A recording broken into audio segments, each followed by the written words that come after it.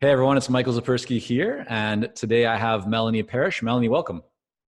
Hi, Michael. It's great to be here. Thanks for having me on. Yes, I'm excited for this. Melanie, you're an award-winning coach, a speaker, a consultant, a workshop leader, and an author. We'll talk about your book here coming up in just a little bit. But your clients range from Fortune 50 companies, and you've worked with organizations and people in organizations like Microsoft and Netflix and New Relic, all the way to startups. You specialize in executive coaching, helping leaders to thrive and adapt in fast-paced environments. Before we get into this and kind of really look at what you're doing today, I want you to take us back to something that we just talked about before we hit record, which is that you actually had a bit of a start in management consulting where you were actually selling kind of IT consulting into some very large organizations, some Fortune 50 organizations. So take us back to Melanie in those days. What exactly were you doing, and kind of what was happening there? Well, it actually, I was already a coach when I did that. And it was interesting. I actually had a client who we were talking about sort of the things that he wanted to do. And it became clear that I had some skill sets. My background was in sales and marketing before I went into coaching. And it was really fun to sort of join that team as the person who was doing business development. He was a speaker, he was a consultant, he was an author, and he could ask higher speaking fees Mm, when I would do sales for him. And that's kind of how it started. And then he started to have inquiries, and he would, as he would speak, he would get inquiries, and then he would turn those over to me and I would start to work them through. And because I wasn't bad at design for one-off engagements for consulting. I wasn't hmm I wasn't bad at being able to visualize what you're going to deliver, and so we were going into a Fortune 50 company at one point, and I remember when we were talking to them, I said, "Oh well, we thought we might come in small," and they said, "No bigger." No bigger. And it became clear that sort of in the procurement process, they had a limit on a one-time spend for an outside consultant. So we didn't have to go through their procurement hmm office. And so they wanted us to max out um, our first engagement. And I think that's super interesting. I learned a lot through that, because what changed for me when I did that was I started a much more collaborative process when I'm pitching someone. It's Mm, like, hey, what do you want the dollar figure to be? There's no magic in putting together a proposal. It's they know how much they want to spend, and kind of what your hourly rate or your day rate or whatever is for whatever engagement you're delivering. So there's no reason to posture and go back and forth. It can really be a collaborative process to try to get the numbers to be right. so what have you seen? I'll play the devil's advocate for a moment here as we kind of, explore this together. Let's say that you're talking with a buyer and you say, what's the number that works for you? And they say, well, it's 20,000. But maybe in your mind, to provide what they have told you they need and they want, in your mind, it was 75,000. How would you then kind of do that dance together to arrive at a number that ultimately works for both people? Well, I think what they're signaling when they say 20,000 and you're thinking 70, is you're thinking you're going in as a full engagement. Mm, You're going to have to pitch them. And one thing I also find is in the sales process, it's much faster if you can sell them an assessment or a small bite, and then right. you actually get paid to pitch them. hmm So if they're saying 20,000, essentially they're saying we want to pay you 20,000 to do an assessment and pitch us. That's all they've told me. hmm It's not that they're not willing to pay me 70,000. It's that they're only willing to get me there to have a conversation. Right. And so that's what that tells me is how much commitment do they have going in up front? They know their own constraints. So they're saying it's really easy for me to spend 20,000. I might try to get them to 30 or maybe even 50, but I wouldn't try to talk them into 70. Right. So for you being straight about it being very upfront about, what's your budget? What do you have in mind? What are you able to allocate for this is a question that you found, not only have you become comfortable asking, but you've actually found it to be effective for you in the sales process. Is that correct? I find it to be so much more effective just to be really collaborative with Mm, people, to find out what they need. There's no magic to the numbers. Everybody has a day rate. So it's just, and the same is true in salary negotiations.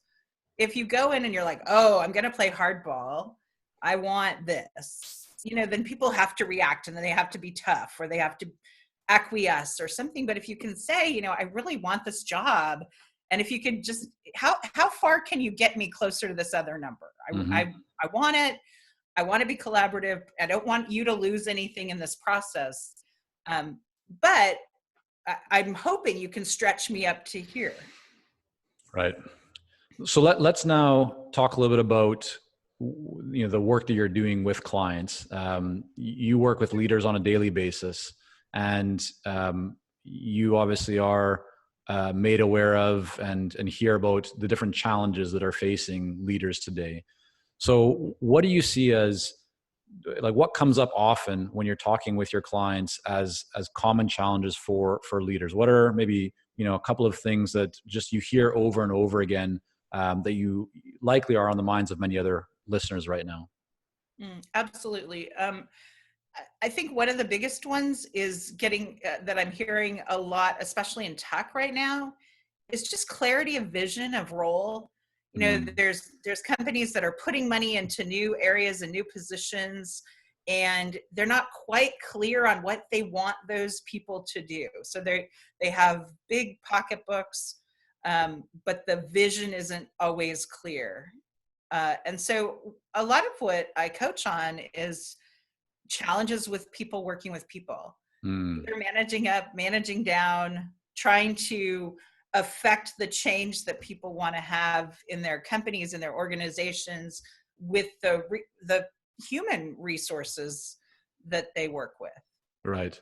And what does that look like? So, let's say you're starting to work with a new client. How do you kind of onboard them? What's your process to learn about that client, so that when you actually start the engagement, you're able to kind of hit the ground running, or to make the greatest impact and provide the most value? Do your clients fill in an assessment? Like, just kind of walk us through. Let's say I signed up with you today. What would happen next? Yeah, I have a fairly comprehensive questionnaire that I send out, and I always say their work starts that day. Mine starts usually about 10 days later. I ask them to go into as much detail. I ask them to send me anything they've ever done in their own work on mission and vision and values, anything they Mm-hmm. have that they've already done, but I don't ask them to try to create that at that Right. point. And then I spend 2 hours with an individual client. It's different if I'm working with a team or a group or an organization, but with an individual client, I spend 2 hours. I always say that's the hardest 2 hours I ever work with them, getting to know them, Mm, getting to understand their hopes, their dreams, their fears. A lot of times the people that come to me now, my practice is really stable. I have one client I've had for 20 years. My clients don't leave me. But when they do, I often will take one or two new individual clients a year, and then my practice is full. mm-hmm. And when they come to me, often they're new leaders, and they've been promoted because they were great individual contributors, and they get promoted, and all of a sudden they're in leadership and they have no idea what to do. And Mm, they are suffering from imposter syndrome. I heard a great recent podcast that you did on that, and I really enjoyed it. I think that they're suffering when they mm, come to me. And so the first thing is to try to figure out how we can alleviate the suffering and have them get on some kind of a path where they are trying new things, and experimenting with right. their leadership, to try to get their feet and to take some of the pressure off. Right. And so how do you, because a lot of the work that you're doing, it can be viewed as delicate. It's deep work. You're not just talking about a brochure or a product. I mean, you're often talking about things that are going on inside the heart, the soul, the mind. How do you establish rapport with a new client? Are there specific questions that you've found that work really well? And I'm asking from the perspective of, the consultant listening to this right now who would like to get better at establishing rapport quickly with new clients. Is there anything that you've learned, any questions or approaches that have worked well for you to establish rapport with new clients? Yeah. And the thing that I'll say is I never take a client if I don't believe I can love them. Mm.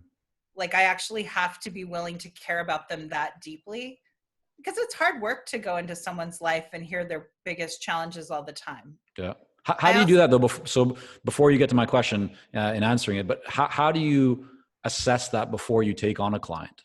I always do, I call it a chemistry session with someone. If they're thinking about hiring me, I would never start with someone without that session. And how long is that session?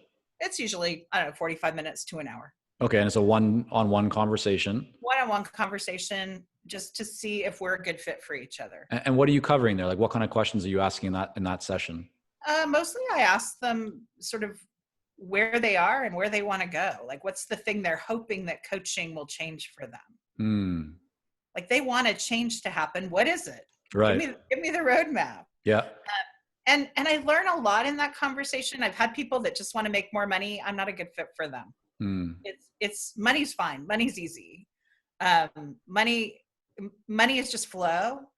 And all my clients make more money when they work with me. That I can guarantee. I usually need 6 months to a year, but I pay for myself. There's no question in my mind about that. But they need to be up to something bigger than money. Mm. And so, so I find that out, and I find out what they're dreaming of. And I want to make sure their values and my values align. And so that's that initial chemistry session that is free. They don't pay for that? They don't pay for it. Okay. And I don't offer them. I only offer them to clients who are very serious about hiring me. right. And so when you get on those calls, are you providing any feedback or guidance or recommendations, or is it really just asking questions, listening to them, and then deciding together if it makes sense to take a next step? I think they would feel like I'm providing value. I am asking very strategic questions to find out what I want to know, but I think the questions are very carefully calibrated for them to feel like they're getting value while I do that. Got it. Okay. So you have the chemistry session. If the chemistry is there, you move to the next step, which is now that they become a client. So yeah, any specific questions that you ask or approaches or things that you do to build rapport quickly to get that person feeling comfortable with you, so the project and kind of engagement, starts off on the right foot. Yeah, there's something, there's two things that I notice when clients first come to me. One is sometimes they have a lot of voices running in their head, like negative voices running in their head. And I have to figure out how to quiet those so that we can coach. And sometimes that takes years. I've had clients that it takes 2 years to still the voices so that we can get going on the work. But that's really deep work to try to disengage those voices. How do you identify that? How do you identify if someone has voices going on in their mind? They tell you, Okay. I had somebody say to me today, I'm nothing. What I did was nothing. It's like you hear the language, they say it out loud. And those voices aren't helpful. I have to fight them to get them to be really successful people. Right. So I really want to quiet those voices. And then the other thing that I want to do is slow down the way that they process information. So like when we're talking, you're nodding, you're looking, you're taking a pause before you talk. But often when people start to tell their stories the first time, it's like a reel that they've run 1 million times in their head. And I have to get them where they're thinking new thoughts. Right. Makes sense. Because they have to learn. Right. So when you're working within these organizations, you're working with leaders within companies, right? And so that might be a company as big as a Microsoft down to a startup. When someone decides to engage your help and to work with you, is that typically done on their own dime, or are the organizations paying for these leaders to have the coaching and the support? It goes both ways. And sometimes it starts one way and then switches to another. I prefer people to pay me individually. This is just total, like. Why? because they pay on time. I have the credit card on file and they pay on time. I have to jack my rates if I'm going to charge somebody like Microsoft, because they're going to make me go through a procurement process and Right. all of that. It's so much easier if they just get reimbursed for coaching. So Got I'll it. actually charge a premium if I'm working with a company as opposed to an individual, Got it. because it Okay. actually takes more accounting time. Right. So let's kind of get into the marketing side and the client, like acquisition.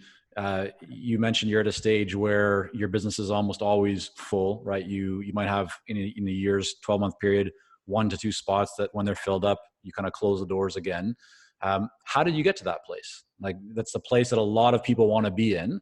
That's what everyone's after. So what did you do to fill, the floodgates with opportunities and with people that you can serve and add value to?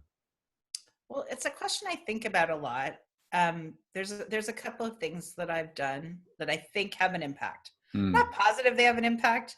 So every now and then I try to ask my clients, what I do that has them stick around, and they're Yeah. not always clear either. But I think there's a couple of things. One is my clients don't leave. So I don't have very many client acquisition challenges. Right. I just don't have to replace them all the time. Yeah. Um, I so that's one thing. But the reason I think they stay, so I tend to focus on what keeps them interested. I have really deep relationships with them. They text me, I text them right back. I try not to. I try to be with them on their journey. I try to be available. How do you do that? Because I think one thing you mentioned right now, and I don't want people to gloss over this, because I'm guessing some people are listening to this or watching this and going, okay, so yeah, that's great, Melanie. Your clients stick around a long time, but like, how do you get your clients, right? I want to know how to get new clients. The focus with people is so often about new clients, but what the gold nugget that you just shared is, you don't need tons of new clients, because you have your existing clients just stick around for a long time, right? That's the best kind of business, because there's no cost to acquire new clients, or fewer, like lower cost to acquire, because you don't need as many clients. So what do you think really adds to that dynamic where you're able to keep your clients for so long? Like, what are you intentionally doing, or what kind of systems have you put into place that allows you to do that? Well, there's a few things that I think I do. One is I'm always investing in my own professional development. I'm always bringing new things that I'm the go-to person in their organization for. Can you give an example of that? Like, what would that be? Last year I did Seth Godin's Alt MBA. Okay, so let's just stop for 1 second, if you don't mind. So I'm familiar with that program, right? And Seth's an amazing guy. So you learn a bunch of stuff. What do you do with that? Like, give an example of something that you learned at the Alt MBA that you now took and delivered or imparted to your clients. I mean, for me, I finished my book. Okay. Like it was huge for me. That was the big takeaway. I just actually found my little workbook that was my Ship It journal, and finishing my book was the big takeaway for me.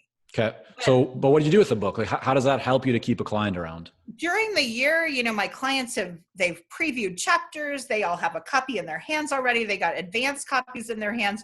They have so been a part of this process. Some of them are featured in my book. I got permission from them. I had a client today. I had a newsletter go out. She runs a multi-million-dollar international company, and she sent me a text that said, "Your logo's too big," on my newsletter. Like, she is like on me right now. Like, she is going to make sure I am as successful as I possibly can be. It's almost comical. Right.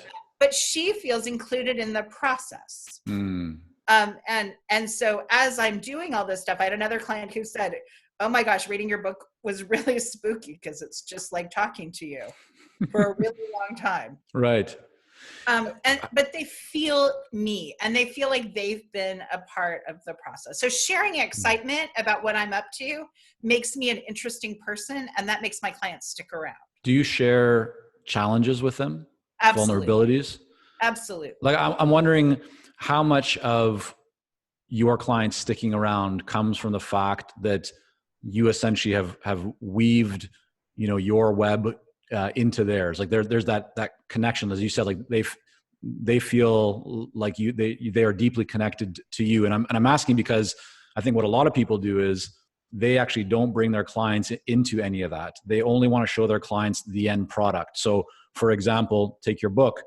They don't want to tell anyone about the book or, show inside because there might be errors or like they're so concerned about all the things that could go wrong or the vulnerabilities that they only want to really blast it out there when something has worked or it's completed. And I'm wondering, do you feel that by bringing people into the process, even in the kind of the murky middle, that's actually what's adding to strengthen the relationship? Absolutely. I think that I think going on the journey together, and I will say, I try to stay just slightly more professional than your best friend. Right. like I'm the best friend, but I hardly ever, I don't want to fart in public. like it's, do you know what I mean? Like it's like a little shinier version, but not like one that's so polished that I have no foibles. Right. Right. So they can relate to you and they can, but they also turn to you because it's like you are one of their best friends. You're someone that they can really trust. And that trust comes because it sounds like you really open up everything that you have going on. There's a coaching skill though called self-management, and I adhere to it religiously. Tell us about it. Well, when I'm talking to them, they've paid me for my time to talk about them. So when they say, "How are you?" I'm great. I'm always great. They need me to be great. Mm-hmm. Now, I might say, "Oh my gosh, I had this challenge," but I'm still great in, like, I'm coping with it. Sure.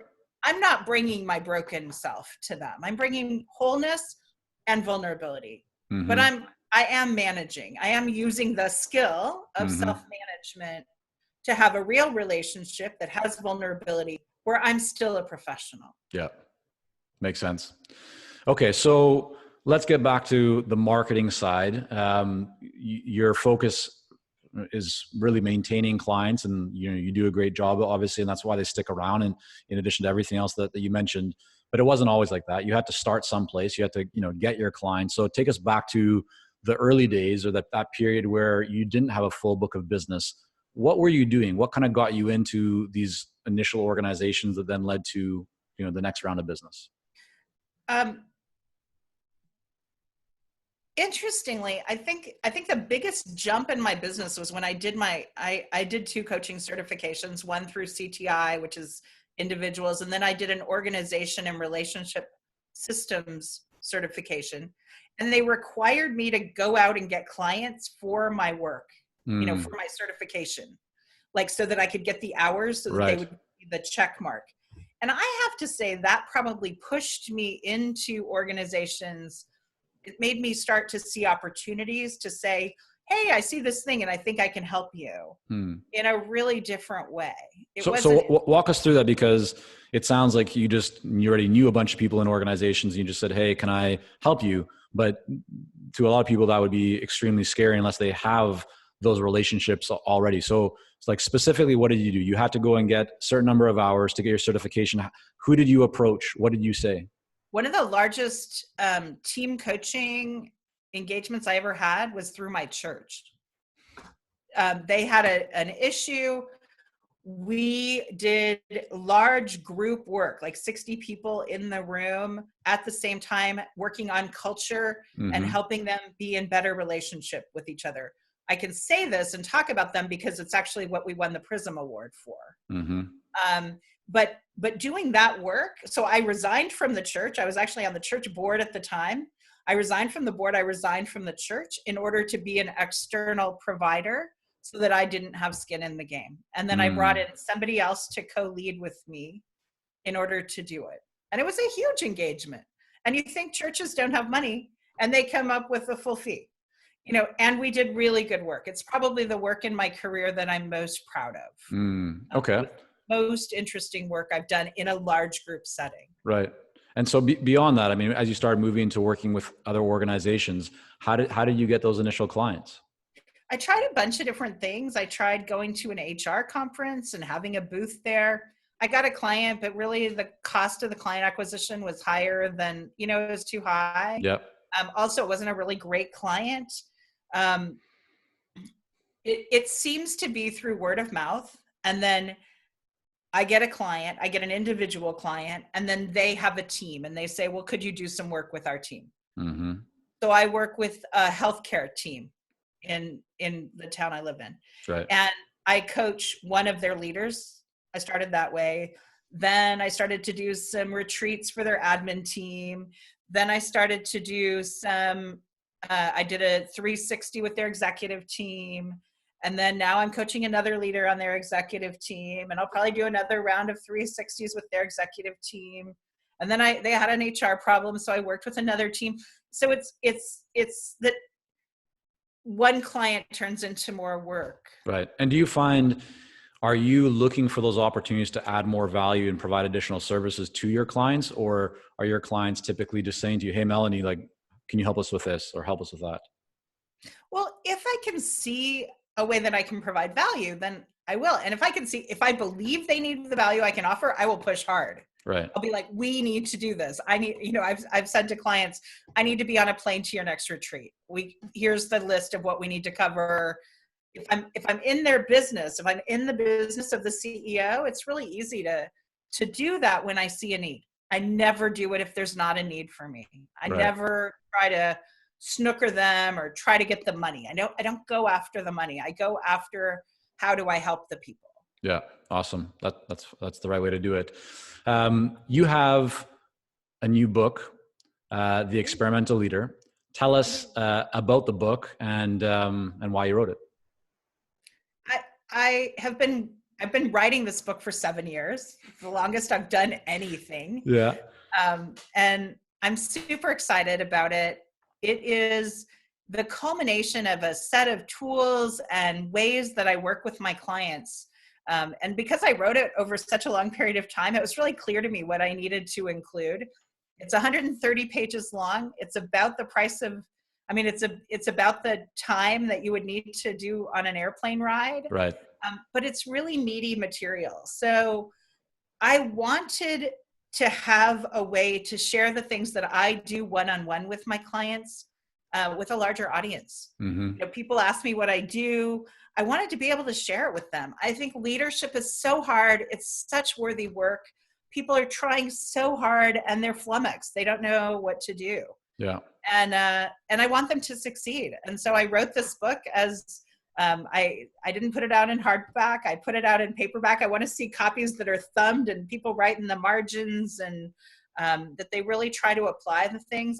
I'm finding as I pass it out to clients, they read about 4 or 5 chapters and then they set it down for a minute because they have to absorb and start to try to integrate the learning. Mm-hmm. And then they're going to pick it up again.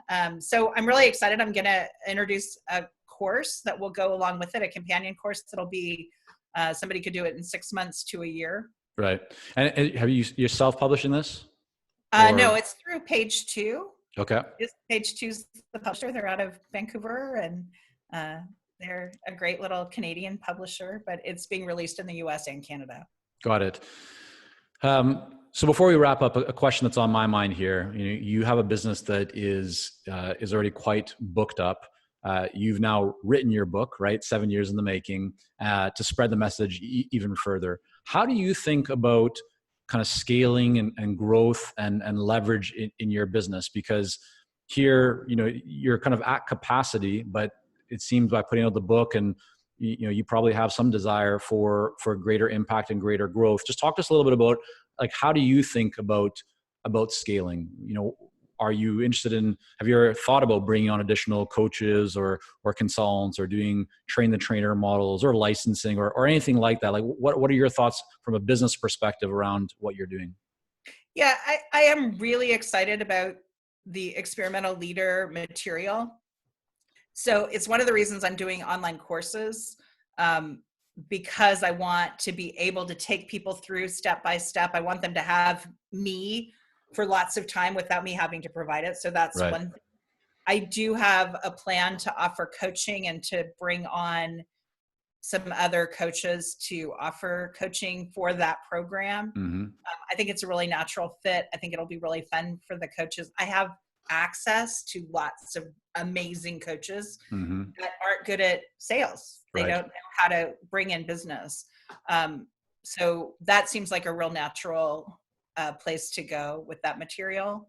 Is there any reason that you've held like off to this point? Is it a sign that you considered, and I'm asking because sometimes people are thinking about doing things, but then maybe they start and they realize they didn't have the right ingredient, or maybe they hold off too long. So just any perspective that you have about why you're now thinking about this as opposed to, let's say, a year ago or 2 years ago. Mm. I had a fairly decent sized coaching company about 10 years ago. And it got hit really hard by the recession. My clients I had one client that was in manufacturing. Like their tagline was, "We own the slab." And like it was early manufacturing, and their business just like stopped overnight. Mm. I was really vulnerable because if you have a large coaching company, you have lots of you have 3 clients. And if they all get hit hard, your business is really challenged quickly. Sure. I also found that I'm a great coach, and I didn't love the administration side. I'm 10 years longer into my career. But I do love the delivery. I love the client work. Mm. So anything I do will need to keep me doing the work I love. Got it. Makes sense. So Melanie, where can people find out more about you and your book? Sure. My book is on Indigo. It's on Amazon. You can look it up there. The Experimental Leader, Be a New Kind of Boss to Cultivate an Organization of Innovators. And you can also come to my website, and if you sign up to get my emails and communication, there's a great article that's 3 things you can stop doing today to be a better boss tomorrow. Right. And that's melanieparish.com, correct? Yes. Thanks Okay. for that.